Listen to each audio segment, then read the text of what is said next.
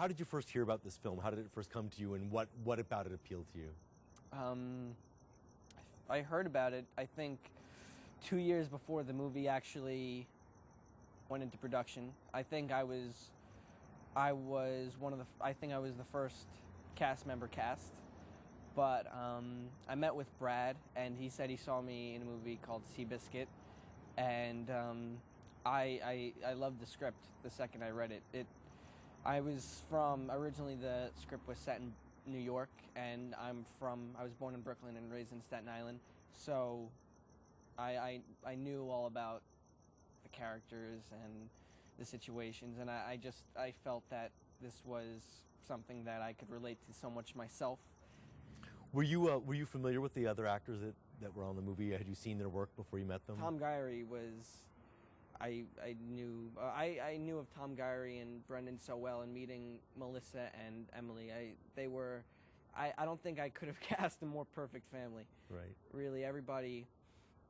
I can't say I have a favorite scene in the movie, because each time I would sit down and do a scene with any of them, I felt that it was so right, that each of them were bringing so much life, and they were so immersed in each of their roles that I really felt it was so right what we were doing. And even though we were having to do it so fast and under the gun, it felt right, and it felt so good, and it felt like it really was a family. We were doing these scenes. We were doing 5-6 scenes a day, and we would have scenes like, all right, well, we're wrapped out of the school today.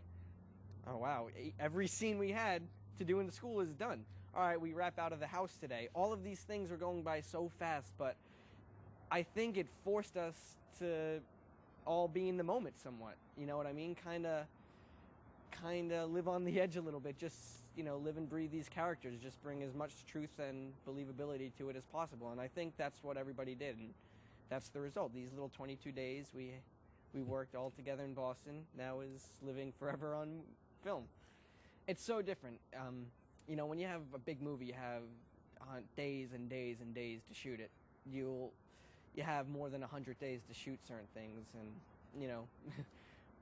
we had 22 days. So for smaller movies, it allows you to be so much more in the moment in a certain way, because you're not thinking about it. You're really just jumping right into it, and I think that's the best thing to do sometimes. But in a big movie, it's the exact opposite, where you have so much time to think about each and every frame of what you're doing, and so much more energy is put into, I think, the look of the movie. I mean, not so much because it's just two different kind of styles of making a movie. It's quick and thoughtless almost, but not thoughtless, because you're obviously putting so much thought into it, but you're kind of just working off the cusp a little bit. It's a little bit more of a improvisational way of making a movie, which I think works. I love doing movies like this. It was almost like doing a play for 22 days.